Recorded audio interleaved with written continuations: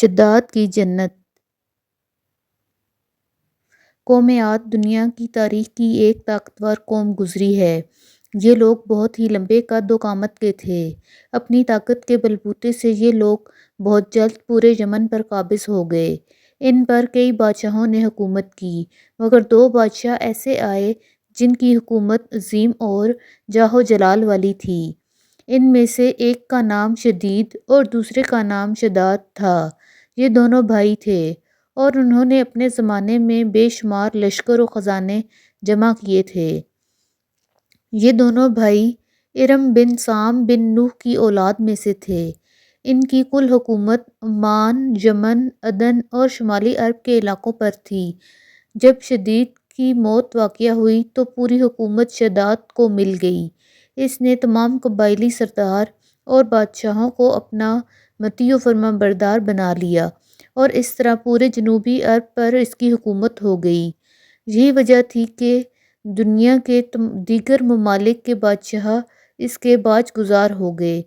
اس تسلط اور غلبے نے اس کو اتنا مغرور اور متکبر بنا دیا کہ اس نے خدائی کا دعویٰ کر ڈالا۔ اس وقت کے علماء اور پیغمبروں کے پیروکاروں نے اسے سمجھایا اور عذاب الہی سے ڈرایا، مگر وہ کہنے لگا، میرے پاس اب دولت و حکومت سب کچھ ہے، اب خدا کی عبادت کی ضرورت نہیں اور میں کسی کی اطاعت نہیں کروں گا۔ شداد نے حضرت ہود علیہ السلام کی زبان سے یہ سن رکھا تھا کہ جنت کیسی ہوگی اور اس کی نعمتیں اور خوبصورتی کا کیا عالم ہوگا، اسی لیے اس نے زمین پر جنت کی تعمیر کا ارادہ کیا۔ وہ کہتا تھا، مجھے اس جنت کی ضرورت نہیں جو خدا نے بنائی ہے، ایسی جنت تو میں خود دنیا میں ہی بناؤں گا۔ لہٰذا اس نے 100 معتبر افراد کو جمع کیا اور ہر ایک کو 1000 آدمیوں پر مقرر کیا اور پوری دنیا کے ماہرین کو عدن آنے کی دعوت دی۔ اس نے اپنے بھانجے ضحاک کو، جو ایران کا بادشاہ تھا، پیغام بھیجا کہ جتنا سونا چاندی تمہارے پاس جمع ہے وہ فوراً میرے پاس بھیج دو۔ ضحاک نے ایسا ہی کیا۔ اس نے تمام حکمرانوں اور سرداروں کو یہ حکم دیا کہ سونے چاندی کے کانوں سے اینٹیں بنوا کر بھیجے اور کوہ عدن کے متصل ایک مربع شہر جو 10 کوس چوڑا اور 10 کوس لمبا ہو بنانے کا حکم دیا۔ اس کی بنیادیں اتنی گہری کھدوائیں کہ پانی کے قریب پہنچا دیں اور ان بنیادوں کو سنگ سلیمانی سے بھروا دیا۔ جب بنیادیں بھر کر زمین کے برابر ہو گئیں تو اس پر سونے چاندی کی دیواریں چنوائی گئیں۔ ان دیواروں کی بلندی اس زمانے کے گز کے حساب سے 100 گز مقرر کی گئی۔ جب سورج نکلتا تو اس کی چمک سے دیواروں پر نگاہ نہیں ٹھہرتی تھی۔ یوں شہر کے 4 دیواری بنائی گئی۔ اس کے بعد 4 دیواری کے اندر 1000 محل تعمیر کیے گئے۔ ہر محل 1000 ستونوں والا تھا اور ہر ستون جواہرات سے جڑاؤ کیا ہوا تھا۔ پھر شہر کے درمیان میں ایک نہر بنوائی گئی اور ہر محل میں اس نہر سے چھوٹی چھوٹی نہریں لی گئیں۔ ہر محل میں حوض اور فوارے بنائے گئے اور ان نہروں کی دیواریں اور فرش یاقوت، زمرد، مرجان اور نیلم سے سجا دی گئیں۔ نہروں کے کنارے پر ایسے مصنوعی درخت بنائے گئے جن کی جڑیں سونے کی، شاخیں اور پتے زمرد کے تھے۔ ان کے پھل موتی و یاقوت اور دوسرے جواہرات کے بنوا کر ان پر ٹانگ دیے گئے۔